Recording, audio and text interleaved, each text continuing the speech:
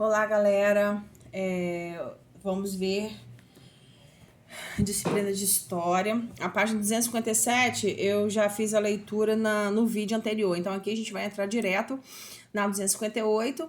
Aqui a gente tem uma gravura. Dom Pedro I, em 1823, dissolveu a Assembleia Constituinte, que seria responsável pela criação da primeira Constituição brasileira, e impôs uma carta constitucional ao país. De acordo com a Constituição de 1824, quem tinha direito ao voto? Cidadãos brasileiros que estavam no gozo de seus direitos políticos, estrangeiros naturalizados e os que tinham renda acima de R$1.000.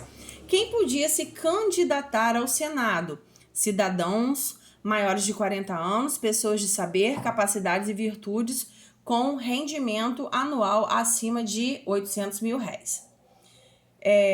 Quem não tinha o direito de votar? Quem não tinha uma renda anual de R$100.000, mulheres e escravos. Se as primeiras faculdades de direito no Brasil surgiram no ano de 1827, quem governava o Brasil nesse período? Dom Pedro I. Na próxima página, vem fazendo um resuminho. Nesse capítulo, você descobriu que os romanos, como os antigos gregos, recorriam a mitos e lendas para explicar o mundo e a natureza.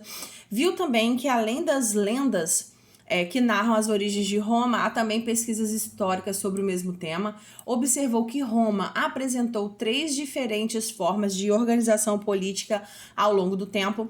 Estudou que as diferenças sociais entre patrícios e plebeus marcaram a organização política dessas 3 formas de governo. Verificou, além disso, que durante a República, a expansão territorial romana e a crescente militarização da sociedade favoreceram a ampliação dos direitos políticos. Descobriu, por fim, que o desenvolvimento do direito foi um dos principais legados da cultura de Roma antiga. Aqui nós temos o nosso mapinha de aprendizagem, podem copiar. Na última página, pediu para a gente observar um mapa mundi atual e localizar a Grécia. Em seguida, compará-lo com o mapa da 229 e responder qual é a semelhança entre a Grécia antiga e atual e justificar. Os mares que cercam o país são as semelhanças e as diferenças, uma maior concentração de territórios em um único local. Você já conheceu diferentes formas de organização política? Observe o quadro e associe corretamente.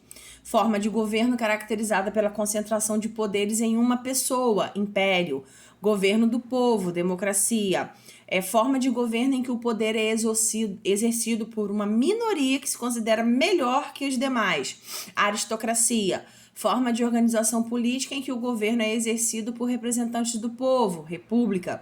Forma de governo em que um rei ou monarca é o principal governante, monarquia. 3. Por que as propostas dos irmãos Graco geraram tanta resistência entre seus opositores?